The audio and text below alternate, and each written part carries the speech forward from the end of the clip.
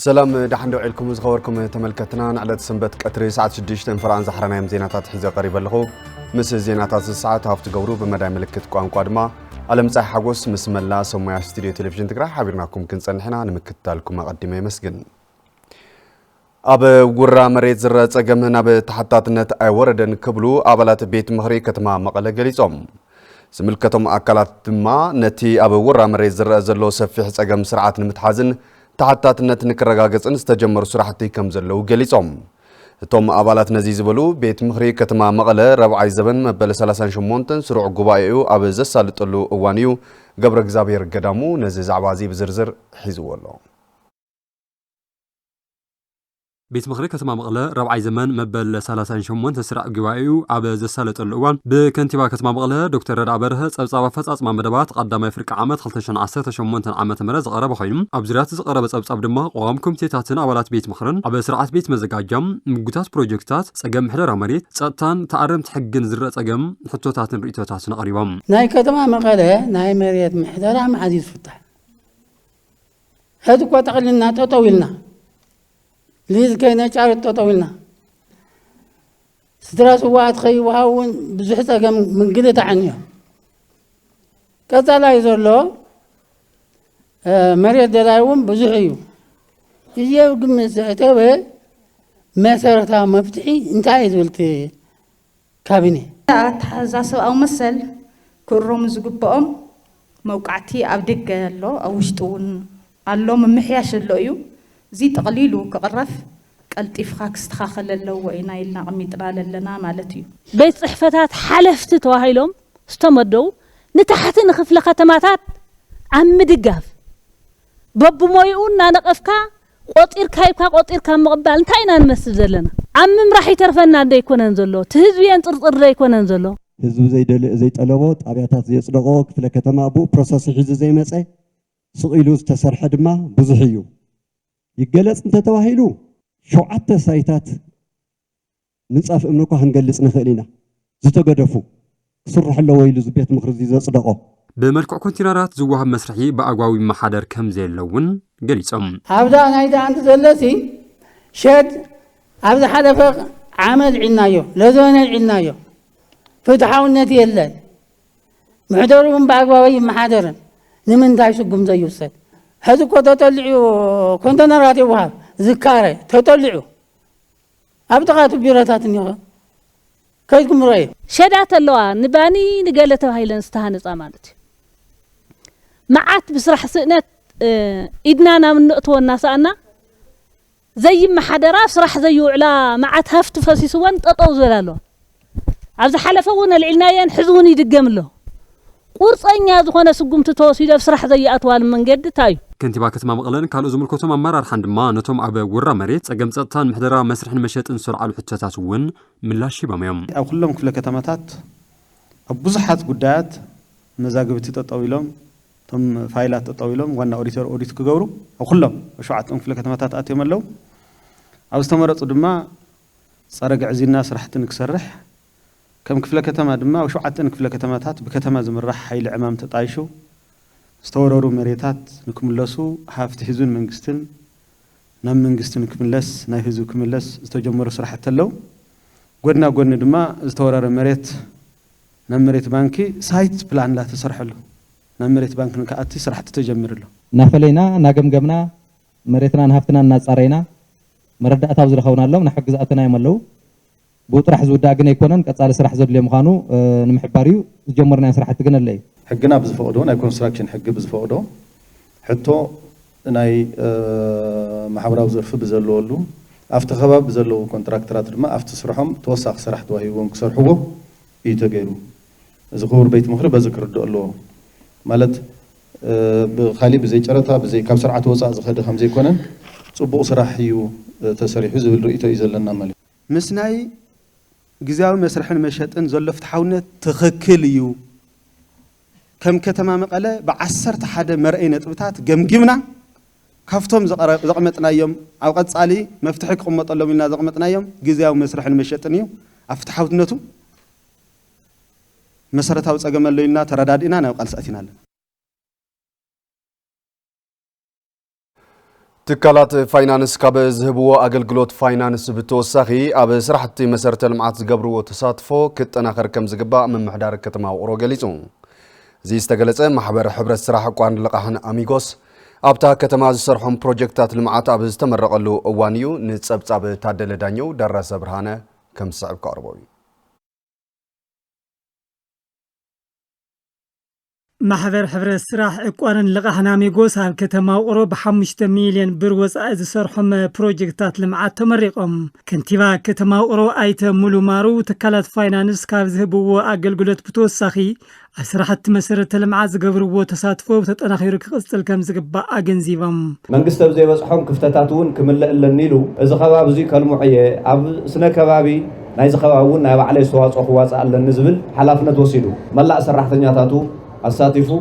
ለይትን ቀትርን ኢሉ ብዝገርም ኩነታት ኣብ ሓፂር ግዜ ሰሪሖም ኣረኪቦምና ኣለዉ። ካልኦት ኣብ ከተማና ዘለዉ ናይ ፋይናንስ ትካላት እውን ነዚ ሰናይ ተግባርኩም እዚ ስዒቦም ኣብ ከተማና ነናይ ባዕሎም ኣስተዋፅኦ ወሲዶም ምልማዕ ዝከኣል ምዃኑ ብፍላይ ድማ ኣብ ሓፂር ግዜ ጀሚርካ ዝውዳእ ፕሮጀክት ምዃኑ ድማ ኣሪእኹምና ስለ ዘለኹም ብሽምቲ ምምሕዳር ዝለዓለ ሞሳን ምስግናን ክነብፅሕ እንደሊ ኣካያዲ ስራሕ ማሕበር ሕብረት ስራሕ ዕቋርን ልቃሕን ኣሚጎስ ኣይተ ፍጹም አብርሃም ትካሎም ኣብ ስራሕቲ መሰረተ ልምዓት ብምንጣፍ ማሕበራዊ ሓላፍነቱ ይፍጽም ምህላው ገሊጾም። ሰብ ተለቂሑ ክሰርሐሉ ዝኽእል ባይታ ወይ ኦፖርቹኒቲ ምፍጣር እዚ ነቲ ከተማ ኣብ ምንም ሲቹዌሽን ንሃሊ ዓብይ ናይ ኢኮኖሚክ እንቅስቃሴ ናይ ስራሕ ዕድል ይፈጥር እዩ ማለት እዩ። ትብካ ብዘሎ ጸጋታት ድማ ብደንቢ ክንቀሳቀስ ዝገብር ኦፖርቹኒቲ እዩ። ብተወሳኺ ግን ሓቢርና ዓድና ክንዕቢ እዩ ኤክስፔክት ዝግበርና ኣብ ህዝቢ ኣብ ኢንቫይሮንመንት ንሰርሖም ስራሕቲ ድማ ኣለዉ። ኣብተን ንኸደን ቅርንጫፍ ንኸፍተለን ከባብታት ኢንቨስት እናገበርና ምስ ኮሚኒቲ ዘለና ቅርርብ ብደንቢ እናሰራሕና ኢና ንርከብ። ኣተሓባሪ መሰረተ ልምዓት ቤተ መዘጋጃ ከተማ ውቅሮ ኣይተ ኣሸናፊ ኣለማዮ እቲ ማሕበር ኣብ ስራሕቲ ጽሬትን ጽባቐን እታ ከተማ ዝናኣት ስራሕቲ ከም ዝሰርሐ ኣብሪሆም። ቤት መዘጋጃ ተሰሪሑ ዝተነጸፈ ኣስፋልት እዩ። እቲ ናይ መብራህቲ ናይ ምጽባቕ ስራሕቲ ናይ ማይ ስራሕቲ ኣውለሎ እሱ ሙሉእ ብሙሉእ ጸጊኖም ከምኡ ድማ ድምቀት ከተማ ክኾን ዝኽእል ነቲ ከተማ ክገልጽ ዝኽእል ብኤልኢዲ ዝተሰርሑ ዓበይቲ ናይ ጽሑፍ ምስልታት እውን ገይሮም 112 ንውሓቱ ናይ ሚድያን ስራሕ ምስቲ ናይ ሓወልቲ ዘሎ ሓዊሶም ብከባቢ ብር 5 ሚልዮን እዮም ብናይ ባዕሎም ኮንትራክተር ገይሮም ሰሪሖምዎ ዘለው። ነበርቲ ከተማ ውቅሮ ብወገኖም እቶም ዝተሰርሑ ፕሮጀክታት ልምዓት ንጽባቐን ምንቕቓሕ ቁጠባን እታ ከተማ ወሰንቲ ከም ዝኾኑ ተዛሪቦም። ኣብቲ ከተማ ዝግበሩ መሰረተ ልምዓታት ኣብቲ ከተማ ዝግበሩ ኩሉ ነገራት ኣብ ጎኒ ህዝቢ ውቅሮ ጠጠው ክብል እየ ብምባል ኣብ ሓፂር መዓልቲ ሰሪሑ ኣብ ምረቓ ብቂዕዎ ኣሎ። ካልኦት ፋይናንስ ተቋማት እውን ኣሰር ዝኽተላ ፃውዒተ የቕርብ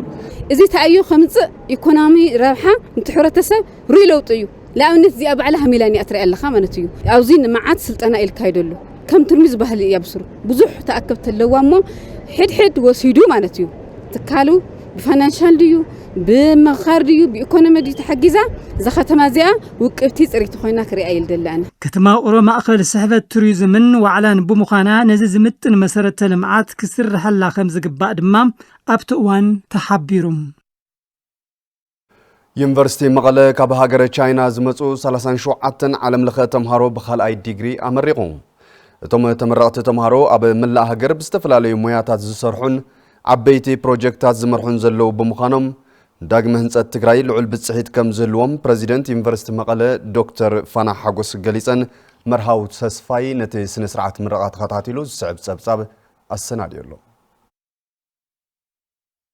ዩኒቨርሲቲ መቐለ ካብ ሃገረ ቻይና መጺኦም ትምህርቶም ክከታተሉ ዝጸንሑ ዓለም ለኸ ተምሃሮ ኣመሪቑም። ተወካሊ ተመረቕቲ ተምሃሮ ሚስተር ሁ ኩንኳን ኣብ ዩኒቨርሲቲ መቐለ ተማሂሮም ብምምራቖም ምሕዝነት ክልቲኣዊ ሃገራት ንምጥንኻር ሓጋዛይ ምዃኑ ይገልጹ። China and Ethiopia enjoy a strong and friendly relationship. ዩኒቨርሲቲ መቐለ ንቻይናውያን ተምሃሮ ብብቕዓቶም ሂሩ ንመረቓ መብቅዑ ዓለም ለኸ ብቕዓትን ተጠላብነት እቲ ዩኒቨርሲቲ ዘዕብን ርክብ ህዝብን ህዝቢ ቻይናን ኢትዮጵያን ብዝበለጸ ዘጠናኽርን እዩ። እቶም ተመረቕቲ ተምሃሮም ኣብ መላእ ሃገር ብዝተፈላለዩ ሞያታት ዝሰርሑን ዓበይቲ ፕሮጀክታት ዝመርሑን ዘለዉ ብምዃኖም ንዳግመ ሕውየት ትግራይ ልዑል ብፅሒት ከም ዝህልዎም ዳይሬክተር ኢንስቲትዩት ቴክኖሎጂ ኢትዮጵያ ዩኒቨርሲቲ መቐለ ዶክተር አሸናፊ አረጋዊ ይሕብሩ። ኮንስትራክሽን ስራሕቲ ዝሰርሑ ናይ ቻይና መሃንዲሳት እዮም ናይ ትምህርቲ ሚኒስተር ሪኳየርመንት ተማሊኦም አድሚሽን ሪኳየርመንት ተማሊኦም ከምዝገቡ ጌርና ተመዝጊቦም بت ناي مقالة يونيفرسيتي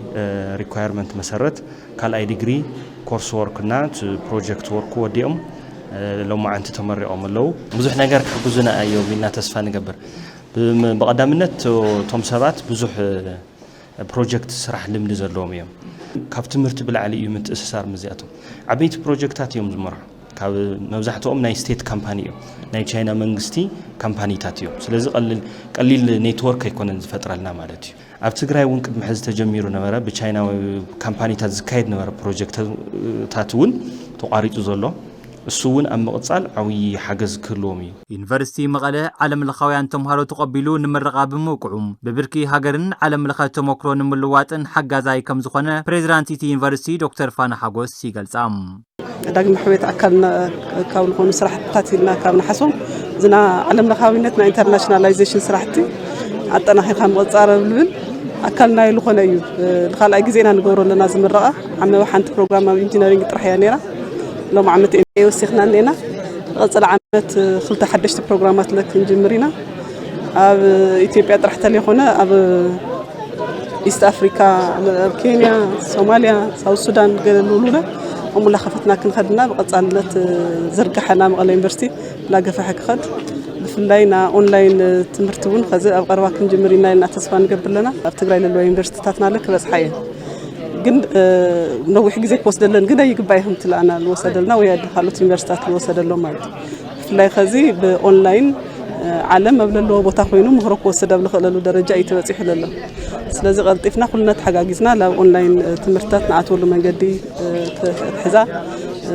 አሰር ከተላ ይመክር ተመረቕቲ ተምሃሮ 20 በቢዝነስ አድሚኒስትሬሽን ሰረፉ 17 ድማ በሲቪል ኢንጂነሪንግ በኻልኣይ ዲግሪ ብርኪ ትምህርቶም ክካተሉ ከም ዝጸንሑ ንምፍላጥ ተኻኢሉ ዜናታት ቴሌቪዥን ትግራይ በቀጥታ ኣብ ምክታል ትርከቡ ዝኸበርኩም ተመልከትና ሕርያኹም ቴሌቪዥን ትግራይ ጌርኩም ትከታተሉ ስለዘለኹም ድማ ክብረት ያበልና ብምባል ናብ ዝቕጽል ዛዕባ ድማ ከስግራኩም ኦፕሬሽን ሬስኪው ኢትዮጵያ ኣብ ከተማ ማጨው ራብዓይ ማእኸል ምሕብሕብ ህጻናት ብምምራቕ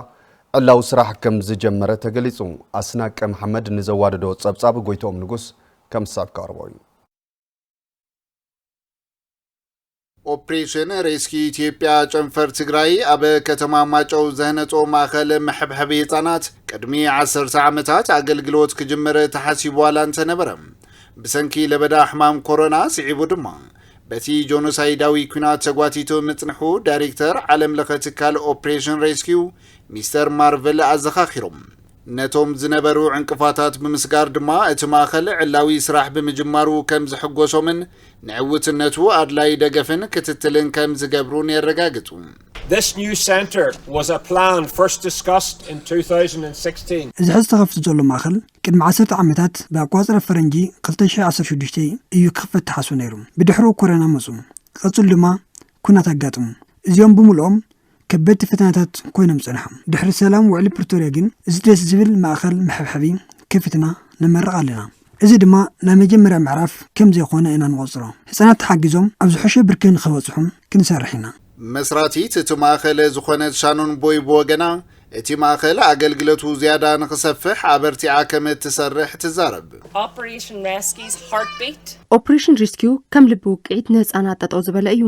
ህፃናት ጥዕኖም ተሓልዩ ተማሂሮም ኣብ ዓብዪ ደረጃ ክበጽሑ ዝገብር ዘሎ ትካል ስለ ዝኾነ ህፃናት ኣብ ዝለዓለ ብርኪ እስካብ ዝበጽሑ ብቐጻልነት ክንሰርሕ ኢና ዳይሬክተር ኦፕሬሽን ሬስኪው ኢትዮጵያ ኣይተጌታቸው ተስፋይ እቲ ትካል ካብ ለገስቲ ኣካላት ብዝረኽቦ ሓገዝ ንልዕሊ 25 ዓመታት ኣብ ከተማታት መቐለ ዓድዋን ዓዲግራትን ህፃናት ብምሕብሓብን ብምምሃርን ኣብ ዝለዓለ ብርኪ ክበጽሑ ከም ዝገበረ ዝሓበሩ ኮይኖም ኣብ ማእኸል ምሕብሓብ ማይጨው ይሕቆፉ ንዘለዉ ህፃናት እውን ብተመሳሳሊ ኣፍሬት ዜጋታት ክኾኑ ከም ዝሰርሕ ይገልጹ ልክ ኣብዚ ዕፅዋይ ክባይ እኳ ከይተረፈሲ ስልከም ተዓጽወሉ መከራብል ነበርናሉ ግዜ በታት ንረኽባል ነበርና ሓንጻር ናይ ስልክ ዕድል ብዛዕባኹም ይጭነቁ ብዛዕባኹም ይሓስቡ ትሪዎም ተለኹም ጻዓዲ መስሉ ግን ልቦም ብሙሉእ ምሳና ምስ ህዝብና ዘለው ሓገዝትና እዮም ለለውና ዞም ህፃናት ትሪኦም ለለኹም ሎማዓንቲ ዕሸላት ህፃውንቲ ቆልዑ እዮም ድሕሪ 10 ዓመት ድሕሪ 15 ዓመት ግን ዓበይቲ ዶክተር ዓበይቲ መሃንዲሳት ዓበይቲ መሓደርቲ ዓበይቲ ሰባት ክኾኑ ልኽእሉ ቆልዑ እዮም ንረአዩና ዘለው ስለዚህ እዚኣ ድማ ተሓባቢርና ኩላትና ክንሰርሕ ይግበአና ሓላፊ ማሕበራዊ ጉዳይ ዞባ ደቡብ ትግራይ ኣይተ አብርሃ ደሳለው ብግደኦም ኣብ ከተማ ማጨው ብዙሓት ሓብሓብቲ ዘይብሎም ህፃናት ከም ዘለው ብምግላጽ ትካል ኦፕሬሽን ሬስኪው ነቲ ማእኸል መኽፋቱ ድማ እቶም ህፃናት ዘለዎም ፀገም ዘቃልል ምዃኑ የብርሁ ኣቦይኖ ዘይብሎም 80 ህፃናት ኣለው ኣብ ከተማ ማጨው ሓድኡ ወላዶም ሳኑ ካብ 608 ኣቦይኖ ሃልይዎም እውን ኣብ ፀጋም ኩነታት ዝረኽቡ ህፃናት ብርክት ዝበሉ ኣለው ስለዚ እዚ ህብረተሰብ መሰረት ዝገበረ ህፃናት ምሕብሓብ ብዙ ፕሮጀክት ናብ ከባቢና ምምጻው ተቀደሰ ዓላማ ስለ ዝኾነ ብቐጻሊ እውን እዚ ፕሮጀክት ብምቕዓት እቶም ዝጸገሙ ህፃናት ክሕግዝ ኣብ ጎኖም ኮይንና ሳብ መወዳእታ እናተደጋገፍና ስራሕ ማለት ስለ ዝኾነ ክንሰርሕ ኢና ዘዘራርብናየን ወለዲ እቶም ህፃናት ብወገነን ብሰንኪ ድኽነት ውላደን ንምምሃርን ንምምጋብን ይጽገማ ምንባርን ብምዝኽኻር እቲ ትካል ፈጢርዎ ብዘሎ ሰናይ ተግባር መጻኢ ዕድል ደቀን ዝሓሸ ከም ዝኸውን ተስፋ ከም ዝገብራ ገሊፀን ወዲ ብጽቡቕ ስነ ስርዓት ተማሂሩ ኣብ ጽቡቕ ደረጃ ክበጽሕሉ ብጣዕሚ ጽቡቕ ሓጎስ ተሰሚዑኒ ብጣዕሚ በቃ ኣብ ፀገምና ሰዓት ሞጥዮም ስለዝረድና ከወዲ ብዙሕ ነገር ተስፋ ልገብር ሓደ ስነ ስርዓት ሒዙ ክመሃረለይ ጽቡቕ ስነ ምግባር ኣብ ዝለዓለ ደረጃ ክበጽሕ የልደልዩ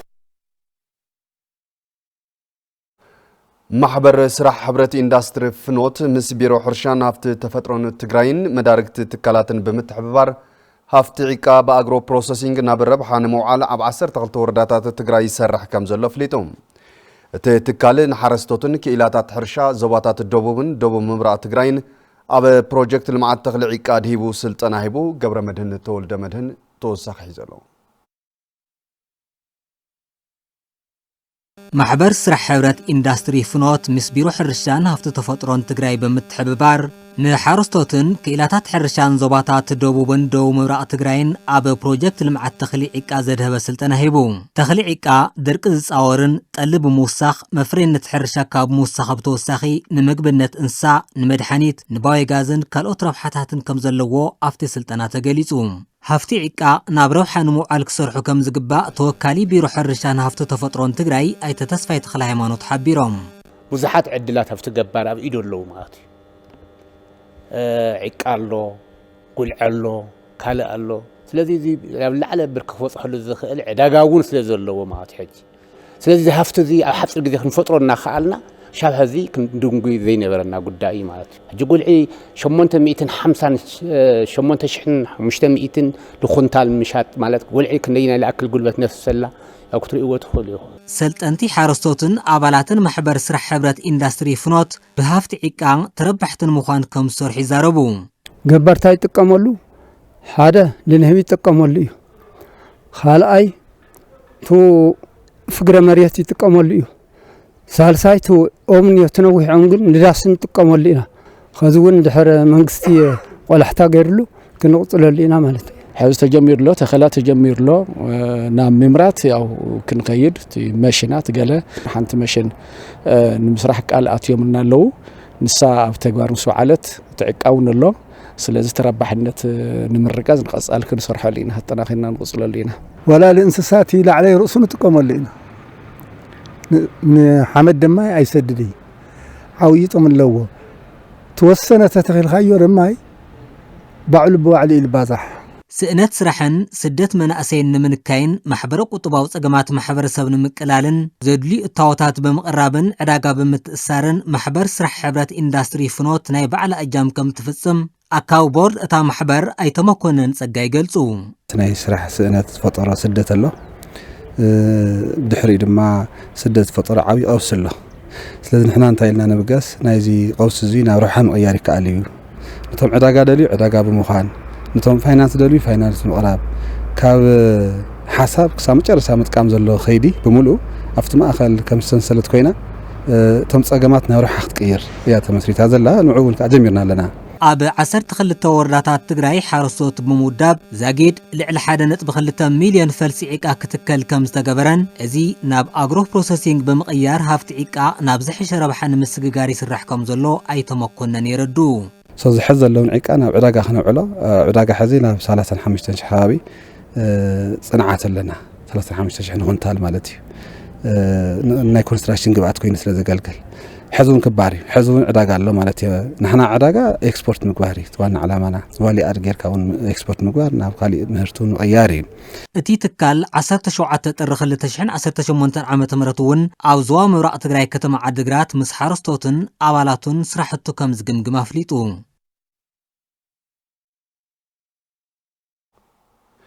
أوربيت إنوفيشن هابز تبالت تكال أب كتما قسم 45 مناسي بسرح فتران مهزون أمريقوم باستفلالي مويا سلطينو مستمرقو مناسي أب نقدي مللاي مهرتي تحدث حيلن كالوتن كم زنطفو غليصوم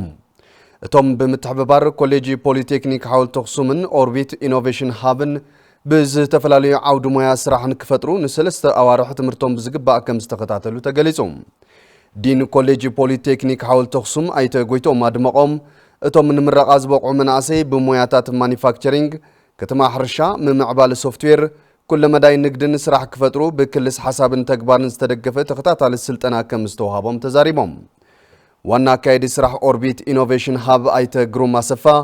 تمرقت مناسي بقع فلتت جبيتهم سرح كفترون مويا كعبين زقبروا كل مدى يسعرز النار كمزخونن تكالوم نخالو سرح فترت مناسي تمساسال سلطنة مهاب دلو مخانوم قليصهم كم تسبتاب مسارحتنا في السهام زقبا